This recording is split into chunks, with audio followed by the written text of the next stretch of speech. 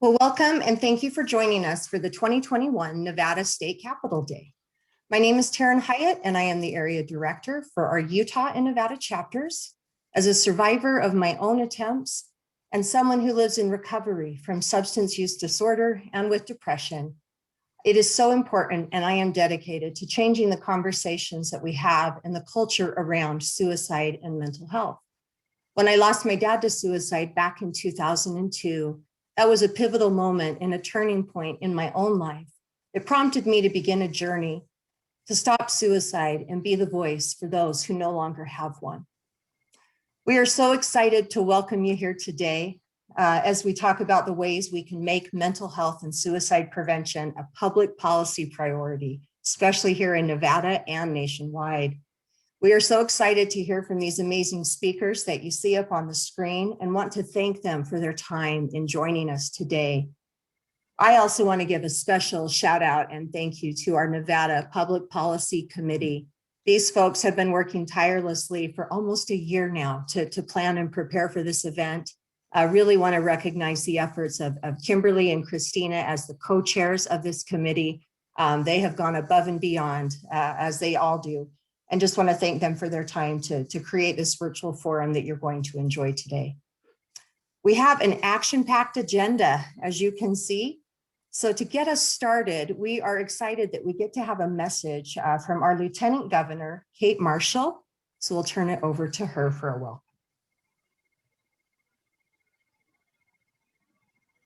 Hi, I'm Lieutenant Governor Kate Marshall. Today, I'm honored to be part of State Capitol Day with the American Foundation for Suicide Prevention. Suicide touches many of us. Whether it's along our own personal journey or within our closest network of the people we love and cherish, suicide has crossed our paths in one way or another. Oftentimes, we choose to be silent. Maybe it's society or our community or our own inner voice that tells us that it's better to be quiet, we feel shame, and that it's best just to go forward. But I'm here to urge you, each of you, to step out of your silence. Suicide's the 10th leading cause of death in this country. But more devastating is that it's the second leading cause of death for young people between the ages of 10 and 34. So while each one's story is unique, the experience is all too familiar for very many people. You are not alone. A study states that for every death by suicide, 115 people are exposed to that incident. Out of those 115 people, 1 in 5 will report experiencing a devastating impact. That tells me that for every suicide, there are 20 people who are survivors, whose lives will be forever deeply changed. Give voice to your story. Share your experience. It is a conversation worth having because it's knowledge worth spreading. To those who today feel gripped by suicidal despair, please know that you mean more. So much more. Your choice to step out of the shadows and tell your story will not only save your life, but it may also be another person's saving grace. While the collateral damage of suicide can spread far and wide and affect many people, it cannot compare to the ripple effect of the profound healing that trust, understanding, and community can bring. Hope is all around us, and it's within us, even if sometimes it can feel far away. Support is right here. It's here in this building, in the Capitol, in the Legislature. It's there in our communities with the many advocates and brave survivors. It's right there beside you, with your family, with your friends, and especially it's within you. The support you can bring others by telling your story of survival and triumph is one of your most powerful tools. What I most treasure about the folks who work for the American Foundation for Suicide Prevention is that they're all survivors in one way or another. Talking with them instantly brings understanding and trust to the forefront. For many of us, That first conversation about our experience can be very scary, but doing so gives you an opportunity for camaraderie and a sense of belonging to find you. That very moment may give you a breath. If you're struggling, please reach out. Whether you contact the American Foundation for Suicide Prevention, your local support line, or your closest friend, there has never been a better time to do so. If there's one thing that you remember from this conversation, it is this: you mean more, and your community needs that special gift that only you can bring. Thank you. Hi, Thank you for being here today, Lieutenant Governor Kate Marshall. My name is Kevin Budney, and I serve as the treasurer of the AFSP Nevada Board of Directors, as well as a member of the Education Committee, Public Policy Committee, and Executive Committee. I have lost family members and friends to suicide and have experienced the impact a loss can create for families. I volunteer as I believe that we all can do something that will make a difference in someone's life to ease their pain and to let them know that they are not alone. Thank you all for being here today. Now let's move forward with a presentation of some suicide facts and figures. When talking about suicide or sharing your personal story, it is important to use safe messaging. AFSP advocates come from many different backgrounds. Some have lost loved ones to suicide. Some have had their own struggles and support someone that struggles. And some are professionally invested in this space through their work. Telling your story can save lives, but only if you share it safely. Sharing your story lets people know they are not alone and shows them recovery is possible. If done safely, your story will encourage people at risk to seek help. So remember, you should be in a safe space in your recovery. Avoid discussing details and method, as this type of material could potentially be distressing for those around you. Avoid glorifying suicide by using terms like successful attempt, but instead say completed suicide or death by suicide. Avoid using the word commit, as we often relate this word to crimes. Instead, say someone died by suicide or took their own life. Share mental health resources such as the National Suicide Prevention Lifeline or the Crisis Text Line. And finally, practice. The more comfortable you are in sharing your story and talking about suicide, the more we can break the stigma associated with mental health and suicide. The Center for Disease Control and Prevention, the CDC, collects and shares data on the number of suicide deaths in the United States each year. It typically takes 2 years for this data to be published. So the most recent data available that you see here are from 2019. Suicide remains the 10th leading cause of death in the United States. In 2019, we lost 48,344 Americans to suicide, making it the second leading cause of death for ages 10 through 34, and the fourth leading cause of death for ages 35 to 54. Over a third of those who died by suicide were over the age of 55. It is estimated that for each suicide death, there are 25 attempts, which works out to be more than 1 million attempts each year. This is part of the AFSP National Fact Sheet that is available at afsp.org/statistics. What you are seeing is a comparison of the suicide rates across the country. You can see that Nevada is in the top third of suicide rates in the US. It is important to remember that even for states in the lower third of suicide rates, there is still more work to be done. Locally, in Nevada, suicide is the 8th leading cause of death overall. Mirroring the US statistics shared in my previous slide, suicide is the second leading cause of death for youth and young adults aged 10 to 34 in Nevada, and suicide is the third leading cause of death for those ages 35 to 54. This is a copy of our state fact sheet that has been shared with each legislator. You can view and download the state fact sheet at afsp.org/statistics and share it within your communities as well. Now you know a little bit more about suicide in the United States and locally in Nevada.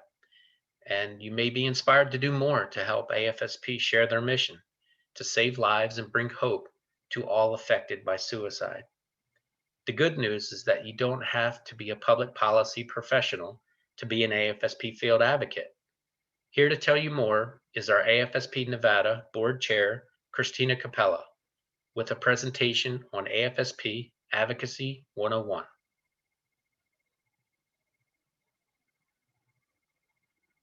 Thanks for the introduction, Kevin. I really appreciate it. My name is Christina, and I serve as the board chair for our Nevada chapter, as a public policy committee co-chair, and as a member of AFSP's National Chapter Leadership Council. I joined AFSP through our Out of the Darkness community walks to honor the loss of my friends Eric and Pat to suicide, and to support my loved ones that are struggling with thoughts of suicide and mental health. I've been an AFSP field advocate since 2015, and as a Nevada chapter field ambassador, I'm really excited to share AFSP 101 with you. So why advocacy? By advocating for the issues that you care about, like suicide prevention and mental health, you can make a difference. AFSP provides advocates the opportunity to share your story and make connections with lawmakers at the federal and state levels. We also provide a platform called the AFSP Action Center to email legislators directly. Advocates can also advocate in the future at in-person events locally and around the country in places like Washington, D.C. AFSP volunteer field advocates make an impact in many different policy areas for suicide prevention and mental health. Policy priorities are determined every 2 years by the National AFSP Public Policy Council and the Public Policy Office staff in Washington, D.C. Staff work with chapters to determine where the gaps are and which policies will make the biggest impact for each state. Visit afsp.org/priorities to find more detailed information on our top policy issues and to view and download our full list of priorities for the next 2 years, which is the 2021 to 2022 Public Policy Synopsis. For those who may be new to advocacy, we want to address that question: where does legislation come from? It comes from legislators themselves based on their personal experiences, passions, and interests. And it comes from you as advocates and constituents. It also comes from organizations like AFSP that work directly with legislators and other leading mental health organizations to write new policy and provide resources to support future legislation. Once a legislator has an idea for a bill, they'll draft the language and introduce it. Once introduced, legislation is assigned to the relevant committee within the House of Origin, which is either the House or the Senate. So for example, if we work with a senator to introduce a bill to have all teachers trained in suicide prevention, that bill's House of Origin is the Senate, and that bill will be sent to the Senate Education Committee. The committee then has the opportunity to review, edit, and vote to approve the bill language before sending it to the floor for a full vote. If the bill is voted on favorably, it will go to the other house. So our teacher training bill, for example, if approved by the Senate Education Committee, would go on to a vote by the full Senate. And only if the Senate votes on it favorably would it be moved on to the House and go through the same committee review and floor voting process? Only when a bill has been voted on favorably in both of those houses can it go on to the governor to be signed into law. The governor typically has a set number of days to act on the bill by signing it or by vetoing all or parts of that bill and then sending it back to the House and Senate for additional edits and recommendations. This cycle takes time, and there are many bills introduced per cycle. Your legislators get many requests for meetings, and there are some important things that you need to remember when you're connecting with them. First, when speaking to a legislator or their staff, it's important to be polite and to thank them for their time. You also want to be mindful of the language you use, as we discussed before, and be brief when sharing your connection to the cause, thinking of it like almost an elevator speech. As you develop relationships with your legislators, you're going to have many more opportunities to share more of your story and how suicide has affected your life. Here's a quick example of how to safely share your story. My name is Christina, and I've been affected by suicide through the loss of my friends Eric and Pat and my mother's struggle with her mental health. I look forward to sharing more information about our local AFSP Nevada chapter and how we can work together to prevent this leading cause of death. I'm also happy to answer any questions that you may have. Now, this last one is really important. In your communication with the legislative office, if you don't know the answer, that's okay. Say, I don't know the answer to that right now, but I will be happy to find out and follow up with you as soon as I have that answer for you. This also provides you with a great excuse to maintain communication with that office and position yourself as a future resource.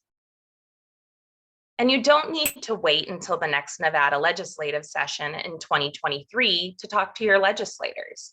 There are lots of ways to build relationships and stay connected with your lawmakers throughout the year. One great option is to call them through the AFSP Action Center, which takes just a few clicks or a phone call and only minutes of your time. You can also tag them in social media posts, meet with them or their staff virtually, over the phone, or via video chat, and sign up for newsletters so you know when they're hosting town halls and events in your area. Many of these town halls and legislative meetings are now being held virtually, and they offer more opportunities for advocates to become engaged in the legislative process. As you begin your advocacy journey, it's important to know what resources are available to you too. State legislative websites offer several resources to advocates. You can identify your legislator and their contact information, and you can see what laws are currently enacted and search for legislation that has been introduced in the current legislative session. If you're interested in learning more about specific policy areas that AFSP works on at both the federal and state levels, there are also several resources available to you. Our Public Policy Office has hosted and shared policy-specific webinars, filmed sample meeting videos for new advocates, and created issue briefs for each policy area that explain AFSP's policy position and show what laws are in place in each state. You can also visit the AFSP Action Center at any time to see what legislation AFSP supports and where bills are in the legislative process. So now that you know more about how AFSP advocates for suicide prevention, let's dive a little bit deeper into what we're advocating for. Our AFSP Nevada Public Policy Committee members are here to tell you more about some of the policy priorities that are important to us. These policy priorities are not listed in any order of importance, and you can view the full list of AFSP federal and state policy priorities on the website that you see on the screen here. Now, we're going to hear from 5 of our incredible committee members, starting with Catherine Williams, who will tell us more about how AFSP is prioritizing suicide prevention for our youth in grades K through 12. Thank you so much for being here today, Catherine. Thank you for the introduction, Christina. My name is Catherine, and I have been an AFSP field advocate since 2019. And a very difficult part of my personal mental health journey actually happened when I was a teenager, when I was in high school, but it was also a turning point when I received a lot of support. So I'm happy to be here today to talk about schools and the role they can play in suicide prevention. And suicide prevention in our Nevada schools is an area of great importance that deserves the attention of our legislators. I'm going to tell you a little bit more about how AFSP supports requirements for suicide prevention training, as well as the adoption of suicide prevention, intervention, and postvention policies in schools. So we'll start with training for school personnel. The first onset of mental illness typically occurs in childhood or adolescence. And since children and teens spend a great deal of their lives in school, schools really have this important role to play in identifying students who show signs of a mental health condition or suicide risk, intervening with students presenting acute risk or who have attempted suicide, and responding to suicides within the school community. Teachers and faculty in our schools interact with children and teens every day, and this puts them in a prime position to recognize the warning signs and risk factors of mental health conditions and suicide risk, and when needed, to make the appropriate referrals for help. We need to make sure that youth behavioral health and suicide prevention training is readily available to educators, and that we equip them with the skills and confidence to recognize warning signs and act accordingly. This training can't be just a one-time thing. Just like we have refreshers for CPR training, suicide prevention training should be a routine part of educator training and recertification. And these important trainings for all school personnel in suicide awareness and prevention need to be supported by strong suicide prevention policies for schools. A strong and effective school district policy on suicide prevention will give educators and school administrators a comprehensive way to implement suicide prevention policies in their local community. Because it's impossible to predict when exactly a crisis will occur, preparedness is necessary for every school district. Furthermore, prevention programs and policies can help to deter suicide rather than just acting in response. When building these policies, there are some important things that we need to keep in mind. First, preventive approaches like training school personnel can't be done in isolation. Schools cannot address the challenges of suicide prevention on their own, so collaboration is essential. School personnel must be supported by clear policies and procedures which will serve as a readily available roadmap, giving educators the tools they need to respond safely to suicidal behavior and mitigate risk for contagion. Effective school policies that address prevention, intervention, and postvention will help school personnel to eliminate confusion and provide effective support for students, families, and the entire school community in the event of a crisis. More than half of all states in the US currently require that educators receive training to prevent suicide. And Nevada is one of those states, but we need to do more to save even more lives. In collaboration with the American School Counselor Association, the National Association of School Psychologists, and the Trevor Project, AFSP developed the Model School District Policy for Suicide Prevention in order to provide a thorough plan for school districts to implement suicide prevention policies in their communities. With recommendations rooted in best practices, it can complement state law requirements and help schools achieve an inclusive, comprehensive suicide prevention plan. And you can learn more about the Model School District Policy on Suicide Prevention on the AFSP website, and it's available on your screen. And we can't stop the education with school personnel. We also need safe ways to teach our students in Nevada about mental health and suicide prevention. The youth suicide statistics that we've shared point to a serious yet preventable problem. 90% of young people who die by suicide have a mental health condition at the time of their deaths, even though these conditions are untreated, undertreated, or undiagnosed. This highlights the need for more education about the risk and warning signs for suicide. It's important that we teach our youth how to be smart about mental health. We need to educate students and empower them to know when and how to reach out for help when they notice warning signs or risk factors in themselves or their peers. Making mental health part of the everyday conversation makes reaching out for help easier. Making information easier to access can also reduce the stigma around mental health conditions. Having a conversation about mental health might be uncomfortable, but it can make all the difference.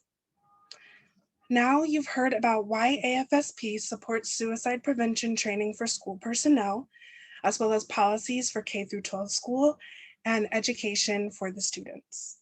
So let's hear from our next guest speaker, Assemblywoman Brittany Miller. Thank you for being here today, Assemblywoman Miller. Hey guys, this is Christina again. I'm going to jump in for just a moment because Assemblywoman Miller is going to be a few minutes late today.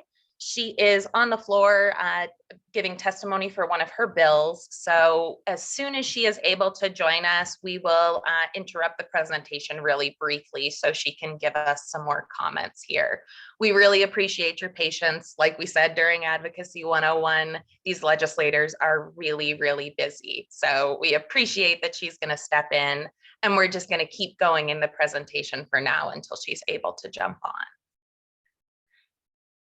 So with that, we are going to introduce Ms. Lauren Porter, who is going to tell us a little bit more about suicide prevention for colleges and universities. Thanks, Lauren. Thank you so much, Christina. So my name is Lauren Porter, and I am a nursing student at Nevada State College. As someone who has endured a mental illness for most of my life, I am all too aware of the suffering, stigma, and sensation of isolation people like me have faced. The mental health of college students is critical to me, as my freshman year, the first time in college, was where my personal crisis point was reached. I am proud to advocate for policies that give students the resources that they need to protect their mental health. I am here today to tell you about how AFSP supports suicide prevention for colleges and universities.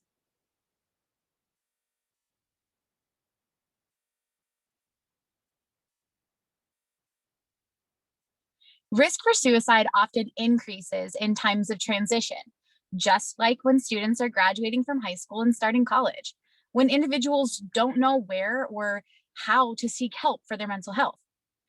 Suicide is the second leading cause of death for college students, but it is preventable. Research suggests that colleges and universities need to make students more aware of available resources and services. And they should also take steps to change the culture and attitudes around the topics of suicide and mental health so that more students feel comfortable and empowered to seek help when they or their friends are in distress.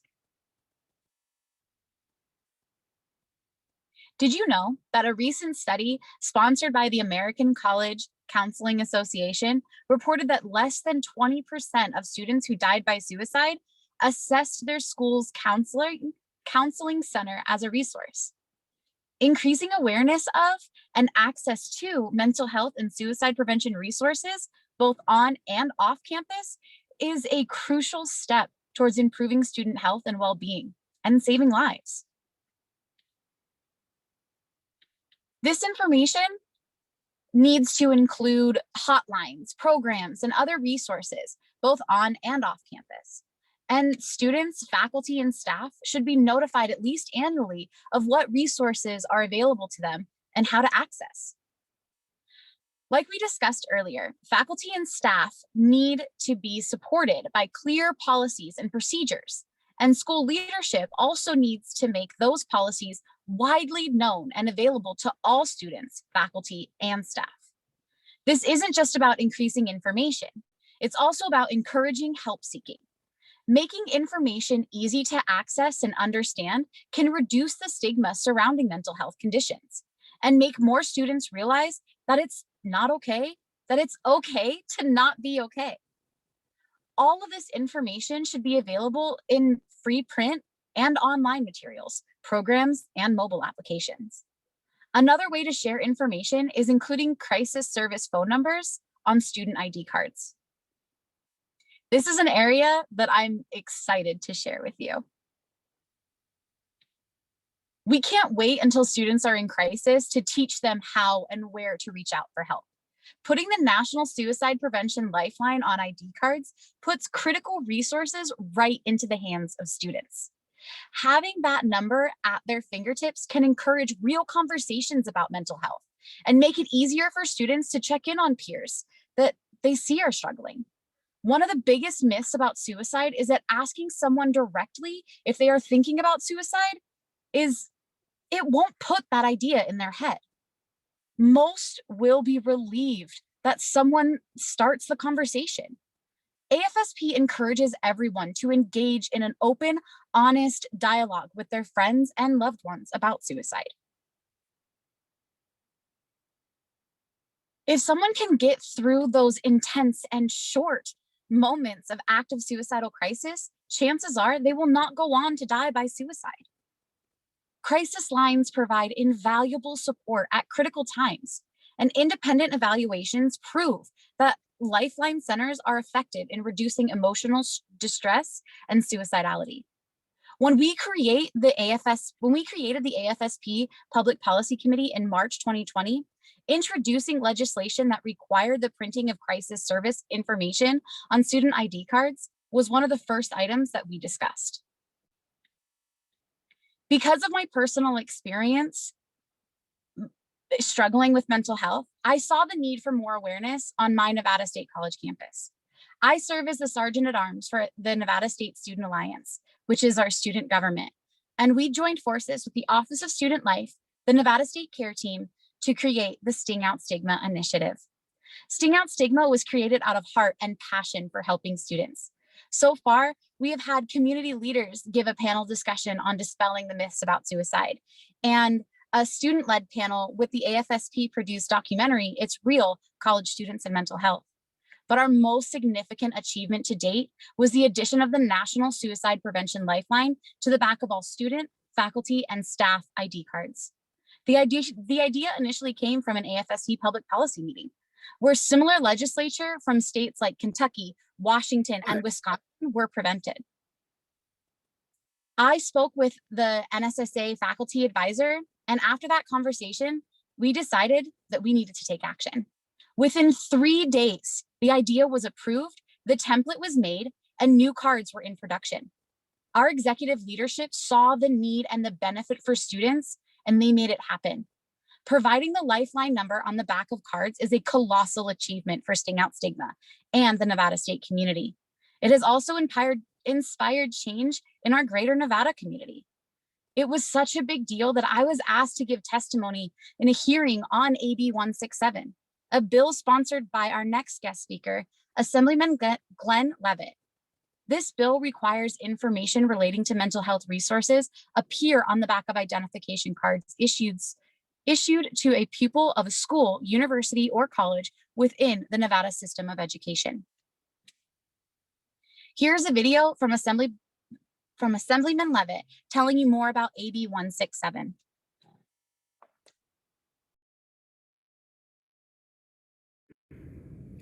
Hi, I'm Assemblyman Glenn Levitt from Assembly District 23 in Southern Nevada. I'd like to thank the Nevada chapter of the American Foundation for Suicide Prevention for inviting me to participate today. I'm sorry I can't be there in person, but at this moment, I'm probably on the floor of the assembly. As we all know, recent news about Clark County teen suicides has been both heartbreaking and alarming. Over the last year, our kids have been forced to bear the burden of isolation from their friends and classmates. I've seen this in my own kids.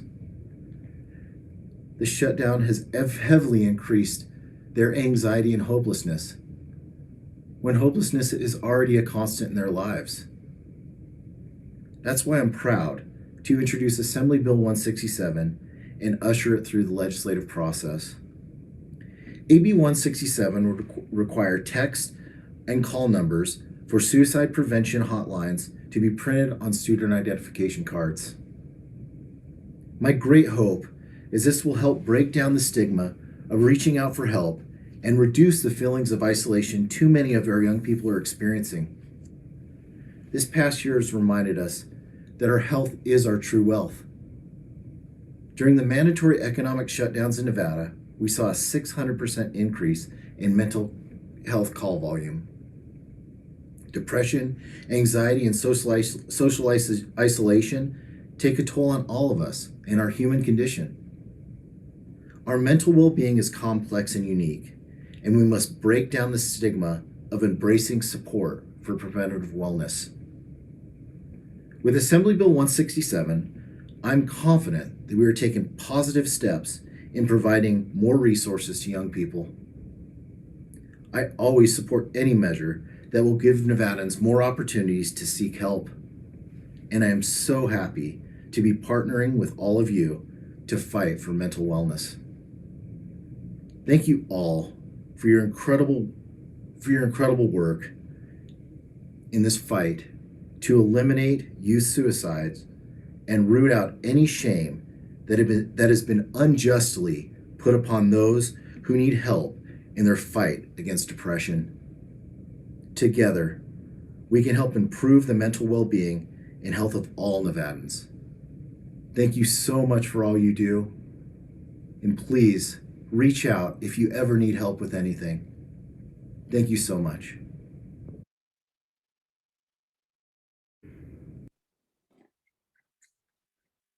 Thank you for being a part of our State Capitol Day virtual forum, Assemblyman Levitt. The American Foundation for Suicide Prevention, AFSP Nevada chapter, urges support for AB 167. And now I'd like to introduce AFSP Nevada Public Policy Committee member and UNLV student, Jonah Miller. Jonah is here to tell our advocates more about crisis lines and the National Suicide Prevention Lifeline. Thank you, Lauren, and thank you to all the legislators, community leaders, and field advocates joining us here today. My name is Jonah Miller, and I advocate for AFSP because I'm a political science student over at UNLV, particularly interested in mental health and substance abuse policy. Today, I'm here to tell you about how AFSP supports legislation focused on crisis lines and the National Suicide Prevention Lifeline. To do that, it's important to know how it operates. The National Suicide Prevention Lifeline, also known as just the Lifeline, is a national network of state and local crisis centers linked through a 24/7 toll-free number, 1-800-273-TALK, which connects callers throughout the United States to immediate crisis care. It is a national network, but when someone calls, they are routed to a call center in their own state. If the local center is unable to answer, then the Lifeline reroutes the call to one of the 9 backup centers in their network. That may be in-state or out of state from the caller. There are 180 call centers in the network, including Crisis Support Services of Nevada in Reno. Strong statewide crisis lines help to ensure that gaps in local services and delivery areas are served and that calls are answered 24/7 by individuals trained to handle suicide risk and other mental health crises. Although the Lifeline has proven itself to be an essential and necessary component of the suicide prevention and mental health care system, the network of crisis centers consistently faces 2 main interconnected barriers to its effective effectiveness and success. First, insufficient funding, and secondly, capacity to respond to increasing call volume. Knowing that call volume is already an issue, it's important to note here that call volume is anticipated to increase even more in the coming months due to COVID concerns, as well as the transition to the 3-digit 988 calling number, which I'll cover in the next future slides. When it gets busy and states don't have the resources to answer local calls, the backup centers can get backed up. The backups currently answer about 30% of all calls, which causes longer wait times for those in distress and fewer connections to the best local care and services. While the Lifeline is a national program, federal funding goes toward managing call routing, best practice standards, public messaging, and technical assistance.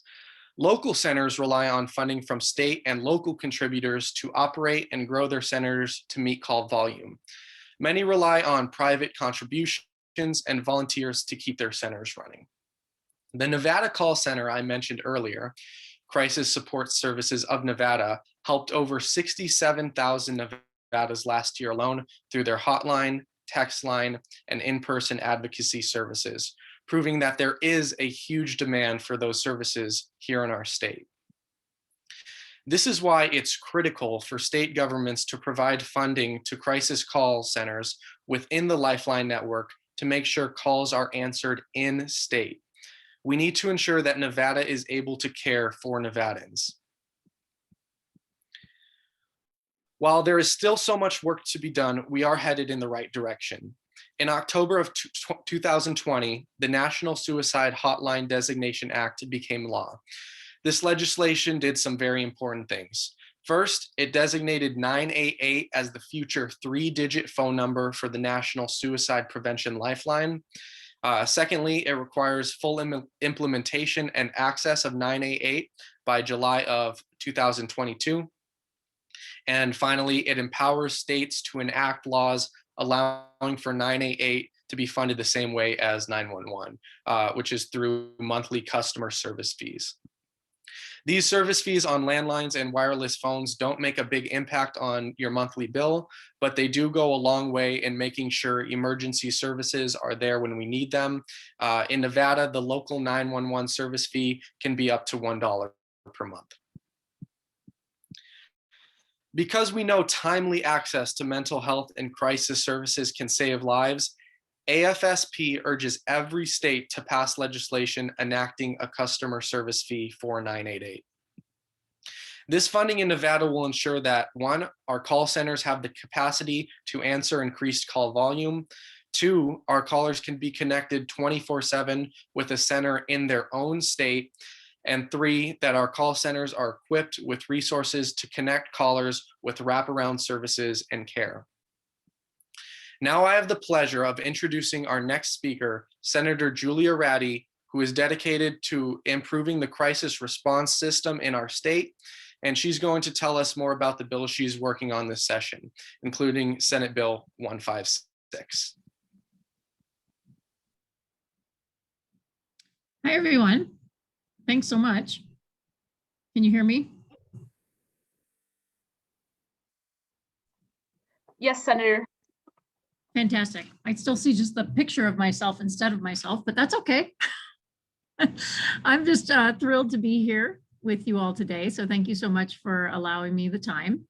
I am lucky enough or privileged enough to be the chair of the Senate Committee on Health and Human Services. And in that role, I will be carrying the 988 model language bill that will help to establish the 988 system in Nevada. As was noted, there's an opportunity there to generate some funding by putting a fee on all phone bills. But what I will tell you is in the Nevada legislature, if we want to raise any revenue, whether it's a small fee or a tax or anything, it requires a 2/3 vote of the legislature, meaning we'll need to get 2/3 of folks to support it. And that means that folks are going to be asked to be putting an extra cost on Nevadans right now when a lot of Nevadans are struggling in the pandemic. I share this because it's going to be a big lift. And if we're going to get that fee implemented in this legislative session, which I think is critically important to making sure that we are meeting the needs of somebody who is experiencing a behavioral health crisis, I'm going to need all your help. I don't have a bill number yet because we're still waiting for the bill to be introduced, but as soon as it comes out, I know that the good folks from the American Foundation for Suicide Prevention will get the word out. And we're going to need as many people as possible to email their legislators, to show up and testify as to why this is important, and to generate support in any way possible to get this across the finish line. It's an important bill because it's the first step towards rebuilding our entire crisis stabilization process. So in other states, we know that we can stabilize about 90% of folks who are experiencing a behavioral health crisis over the phone. But in addition to that, we need to build out more mobile crisis teams. These crisis teams can be dispatched to those folks who can't be stabilized over the phone. And that's our next big step. And then for the very small portion of people who can't be stabilized either over the phone or by a mobile outreach team, we need to build what are known as crisis stabilization centers, where it's a 24-hour living room model where there's behavioral health professionals and peers who have that same lived experience who can work with that individual to help them get stabilized. That's the work that I'm doing, is to build out that entire system from the crisis phone line to the mobile outreach teams to the crisis stabilization centers, as well as to make sure that we have certified peers in our state who can be a really important workforce to help people who are suffering from a behavioral health crisis. So lots of good work going on in the legislature this session on this topic, but we're going to need your help to get involved and advocate for these to get across the finish line.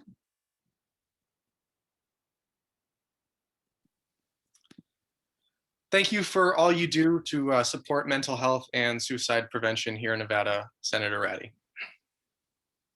You bet. Thanks for having me today. Awesome. The AFSP Nevada chapter urges support for Senate Bill 156 because Nevada must invest in crisis response services and 988 implementation. We encourage you to reach out to legislators in your district to support this important legislation. And before I turn things over to Craig Valdez for our next priority, I want to remind you that there is help out there if you need it. And getting help is a sign of strength. It's not a sign of weakness. The National Suicide Prevention Lifeline is accessible 24/7, 365 days per year. You can also text the crisis text line, or the Trevor Lifeline and the Trevor Chat provides phone, chat, and text support for LGBTQ youth. The Trans Lifeline provides phone support for transgender people by transgender people, and for peer support and resources for older LGBTQ adults. The SAGE LGBT Elder Hotline is available. And now here's Craig to tell you more about mental health parity.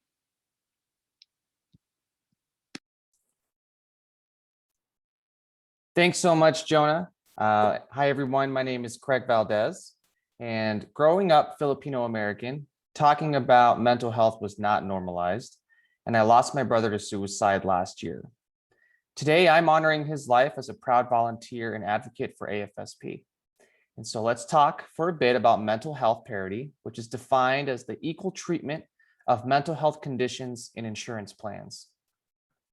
Through research, we know that assessment and treatment for mental health conditions can save lives, but they can only save lives if individuals at risk can afford to pay for that care.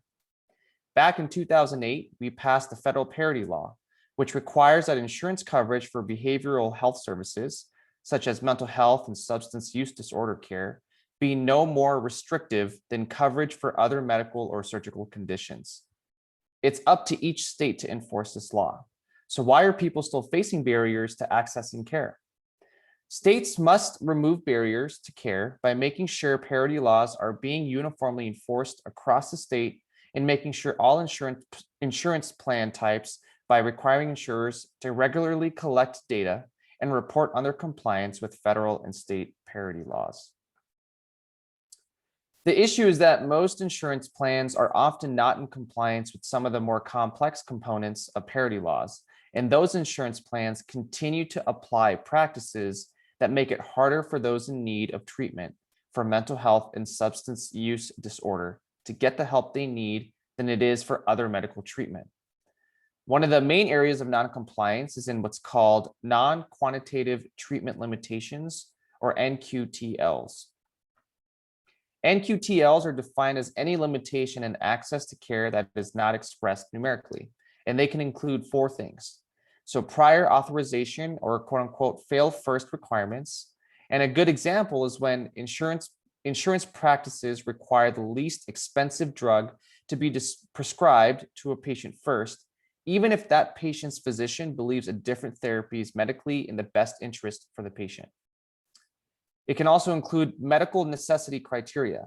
An example of this is when patients run into insurance roadblocks when a doctor recommends a procedure, test, or service, but insurance won't cover it because it wasn't, quote unquote, deemed medically necessary by the plan's criteria. It can also include network provider standards, which is when plan holders don't have reasonable access to enough in-network providers.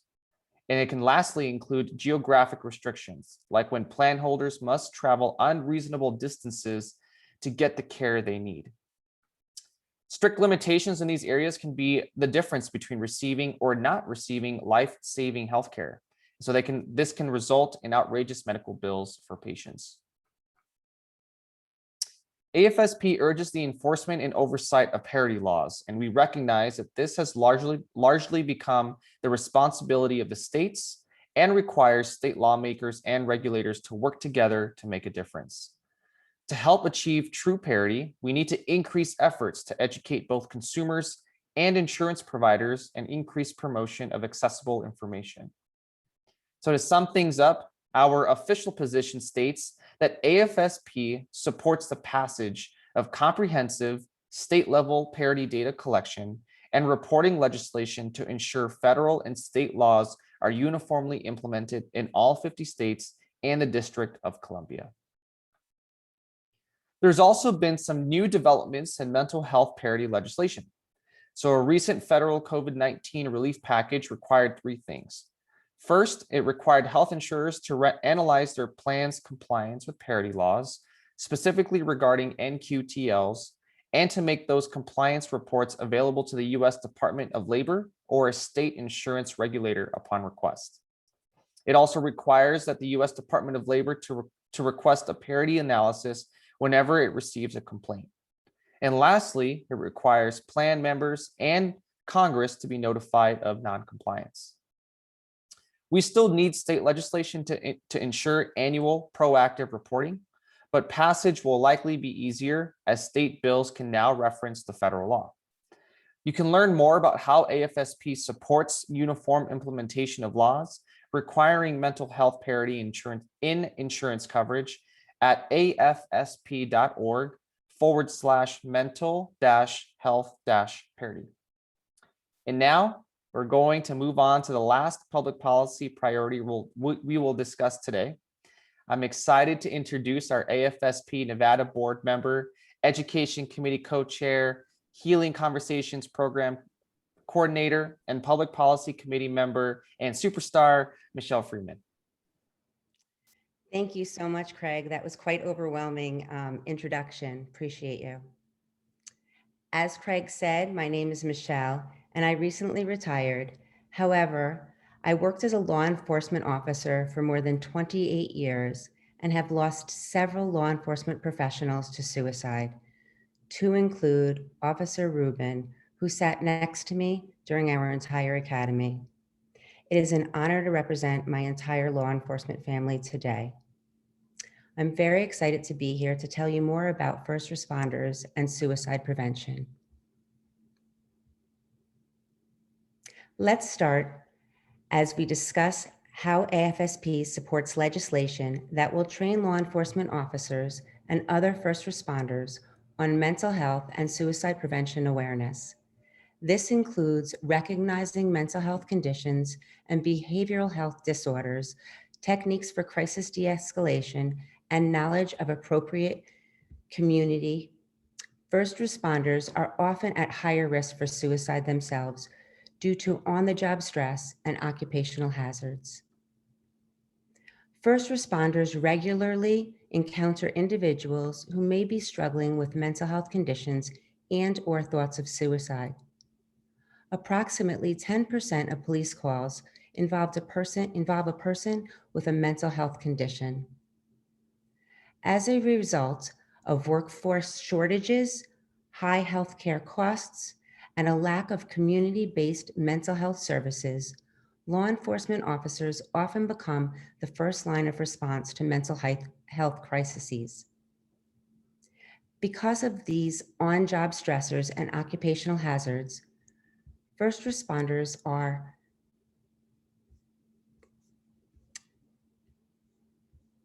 sometimes the first person who's there on scene. AFSP supports suicide-specific trainings for first responders because we know that when officers understand how to recognize mental health issues, they're able to have a more positive interaction with individuals who are struggling and get them the help they need, leading to better outcomes. We're also going to talk about how AFSP promotes policies that seek to identify post-traumatic stress disorder, otherwise known as PTSD, or post-traumatic stress injury, also known as PTSI, suffered by a first responder as a compensable injury or occupational disease, and establish employee assistance programs and training programs related to job-related stress management and suicide prevention. Our first responders do the work of real-life superheroes, but they are also human with feelings and emotions. Research has shown that first responders are at an elevated risk for suicide and has highlighted the link between PTSD and PTSI and suicide attempts and deaths among first responders. Police officers and firefighters are more likely to die by suicide than in the line of duty. For those who dedicate every single day to keeping communities safe, there can be a toll, and this toll isn't always visible. First responders often experience occupational hazards and stressors on the job, such as traumatic events and shift work, that can in turn increase risk for suicidal behavior or even exacerbate existing risk for suicide related to other factors. Anyone in the first responder community listening here today, I want you to know that there's no shame in reaching out for help.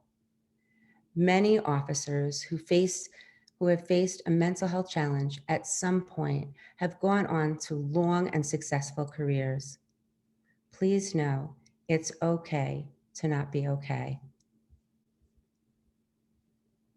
Because they work within a culture that has historically discouraged showing signs of weaknesses, first responders face barriers in seeking mental health care. This may contribute to a reluctance to seek help or disclose or even self-disclose mental health concerns or suicidal thoughts. They may face a fear of job loss due to disclosure of mental health conditions and/or suicidal thoughts. Our first responders are usually the first on the scene to face challenging, dangerous, and draining situations that take a toll on the brain and the body. But if they are injured on the job, their brain does not receive the same support as the rest of their body. In some states, first responders are not eligible for coverage of PTSD, PTSI, unless it's accompanied by a physical injury. We owe it to our first responders to support a culture where it's a sign of strength to seek help and where first responders are supported in mental health just as they are in any other aspects of health. To support our first responders and encourage help seeking, PTSD, PTSI must be identified as a compensable personal injury or occupational disease. Employee assistance programs should be established to provide counseling support services. AFSP thanks the legislators that support laws to allow first responders to claim PTSD, PTSI as an injury without the requirement that it has been accompanied by a physical injury. The American Foundation for Suicide Prevention, Nevada chapter, urges support for Assembly Bill 96, an act that establishes the Emergency Response Employees Mental Health Commission. This wraps up our areas of focus for today, but AFSP's advocacy program expands to many other areas. We invite you to learn more at afsp.org/advocacy. And now that we've talked about some of the policy areas that AFSP supports, let's hear more about how you can take action. From AFSP board member, Education Programs Co-Chair, and Public Policy Co-Chair, and my friend, Kimberly Buckholtz. Thank you so much, Michelle, for the warm welcome. My name is Kimberly Buckholtz, and I lost my brother to suicide in 2017. After losing my brother, I connected with AFSP, and with some of the education that I learned that suicide can be prevented and that we need to do more. I now serve on the board of directors and co-chair our education committee with Michelle and our public policy committee with Christina, which brought you this amazing presentation today. I'm excited to tell you more about how you can take action over the next few weeks in support of public policy priorities that we reviewed during today's event. Every advocate has received an email from the AFSP Public Policy Office prompting you to visit the AFSP Action Center, where you can email your legislators in support of the policies that we discussed today. For those looking to take additional action, we can work with you to schedule a phone meeting with the legislative office. You can also share a personal vignette like the ones that we'll review shortly. And at any time, you can promote suicide prevention and positive mental health on social media by tagging your legislators and AFSP. The Public Policy Office has set up an action on the AFSP Action Center that is directly related to today's event. Advocates are directed to the AFSP Action Center at the link that you see here, and you can email your legislators in as little as 2.5 minutes. The Action Center is pre-programmed with letters to elected officials, which are then populated with your contact information and any personalization that you wish to add. Don't forget, you can also share the general link to the AFSP Action Center that you see here on the screen on your social media outlets and encourage your friends, family, and community to take action today. For those that are interested in meeting with the legislator or their staff over the phone or in person, there are a few things that you can keep in mind. First, practice your elevator speech as Christina discussed prior, and make sure that you feel comfortable briefly sharing your story. One easy way to practice would be by filling out a written vignette that can be shared with the legislative office before or after the meeting as an email attachment. The vignette includes a photo of you or your loved ones and a few sentences about why suicide prevention is important to you. We have templates to help you create these. Typically, legislative meetings are about 10 to 15 minutes in length, so you may not have time to talk about each priority. This is why we encourage advocates to select one area from the issue brief that they are passionate about and talk about that during your meeting. Legislators will receive an electronic copy of the issue brief from you and from us. So if you are unable to talk about each priority, that is okay. Finally, don't worry if you receive a question that you don't know the answer to.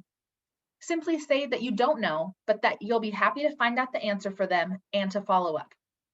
This gives you an opportunity to stay in communication with the office and to build your relationship. The Public Policy Office is happy to work with all advocates to help answer these questions so that you can follow through on your promise to be a resource for your legislators. After the meeting with the legislative office, it is important to follow up and offer yourself and the chapter as a future resource. You should send a personalized thank you note and a copy of your vignette if it was not shared prior to the meeting. The vignette provides the legislator and their staff with a name, a face, and a story, and ultimately a reason to vote in support of suicide prevention and mental health. For those who indicated on their registration that you were interested in scheduling a phone meeting with legislators, we have a few final reminders. You will receive an email from the chapter that will include the name and contact information of the legislative office that you're assigned to meet with. It'll include a sample meeting request email that you can use to get your meeting scheduled, a link to the legislative meeting feedback form so you can share information about what was discussed on your call and if there's any follow-up that's needed, and a sample thank you note to send after your meeting. If you're feeling unsure about meeting with the legislative office alone, we can also assign a partner to work with you. If you did not receive this information within 1 business day at the end of this event, or if you no longer wish to have a legislative meeting, please feel free to email myself and my Public Policy Committee co-chair, Christina Capela, at nevada@afsp.org. And now we'll turn it over to my little brother, Danny, to tell you about our upcoming events and chapter social media. Thanks for the info, Kim. Hello, everyone. My name is Daniel Buckholtz, and as Kimberly mentioned, we lost our brother to suicide back in May of 2017. Shortly after that loss, I began to get involved with AFSP in an effort to do my part in preventing this tragedy from happening to anyone else. I currently sit on 2 committees, the Public Policy Committee and the Education Committee, and I love to get involved with AFSP in any way that I can. With that said, I'm excited to share some of our AFSP Nevada chapter events with you. So tomorrow night at 6 p.m., our Public Policy Committee is hosting virtual office hours for advocates that have questions, want to learn more about the committee, or that want to learn more about any other areas of the AFSP Nevada chapter. You can email nevada@afsp.org to receive this Zoom invite. If you'd like to learn more about our other committees, such as the Education and Programs Committee, the Loss and Healing, the Fundraising and Events, the Marketing and Public Relations, or Volunteer and Recruitment and Engagement, you can attend our AFSP Nevada Volunteer Orientation on March 25th or April 27th. Registration is available by visiting afsp.org/Nevada and clicking on Events. And you can also click Volunteer to fill out our AFSP Nevada Volunteer application. We're also raising awareness and funds for suicide prevention during our statewide Out of the Darkness Day of Action on April 17th. We have walks located in Las Vegas and Reno Sparks, and we are recruiting walkers from across the state to join our virtual ceremony. Register for the walk closest to you at afsp.org/Nevada. And of course, don't forget to follow the American Foundation for Suicide Prevention on our social media pages. You can find AFSP National on Facebook, Twitter, Instagram, and YouTube at AFSP National. And you can find our AFSP Nevada chapter on Facebook, Twitter, and Instagram at AFSP Nevada. Now, to wrap up our State Capitol Day virtual forum, I'm going to turn things over to our AFSP Nevada and Utah Area Director, Taryn Hyatt. Thank you so much, Danny. And thank you to everyone, all of the Public Policy Committee, our advocates who joined us, the amazing legislators we got to hear from. That was so exciting. We found a mental health champion in Senator Raddy. We were so excited. But I just want to again echo my gratitude for you making time to be with us here today. Advocacy has such a special place in my heart. This is how we make change. You know, we may not have the megaphone at the national level we want to, but advocates help to make 988 a reality. And it's you meeting with your legislators, sharing your stories, sharing your passion that really helps to implement and inspire change in our state. And so we invite you to do that. And while, yes, it may be a little nerve-wracking, I just want to echo that if you do nothing else but share your passion for suicide prevention, you share your why, you share how this has impacted your life and why it matters to you, you've done your job. Every year I participate in State Capitol Day in my own home state of Utah, and have the opportunity to offer testimony and be a part of those hearings, and it's powerful. And you know, the thing that I learn each and every year is they don't hear enough from us, okay, our constituents, they don't hear enough from us. So make sure, again, if you do nothing else, introduce yourself, share the vignette, share why. We'd love to have you make a meeting. And again, we're here to walk you through that every step of the way. But I just, again, want to thank the Public Policy Committee. Man, I'm proud. What a great job you all did. Thank you so much. Tech worked, woohoo! And I know we did have Chelsea on from our national, oh, she is still on. Chelsea and Stephanie joined us today from our national public policy team. I'm just going to throw it out there. If they want to pop on and say hi really fast, we'd love to hear a message from you, but then we'll get ready to wrap up and close. Absolutely. Thank you, Taryn. And thank you to all of you for being here today, for being open to educating yourselves as well as your legislators in Nevada to the importance of suicide prevention and mental health. Taryn said it best, sharing your story is really what matters. Making that connection is really what matters. It's incredibly hard the first time, but I will tell you it's totally worth it. Even if you are a little bit scared, connect with Taryn or connect with Christina or somebody else on the council to practice sharing your story, to feel comfortable in sharing your story, and even ask if you need a buddy to go on that meeting. That is absolutely okay. For the first time doing this in Nevada, it is really great to have all of you together. This event has absolutely been a success, and I really will look forward to working with each one of you in the future. Awesome. Thank you so much. So Chelsea works out of our public policy office in DC. They help to coordinate these, you guys, in all 50 states, right? Going through legislation to help us identify our priorities. They are busy, busy, busy ladies, and we're just super grateful for them. So at this time, we'd like to go ahead and we'll stop the recording. So that's me.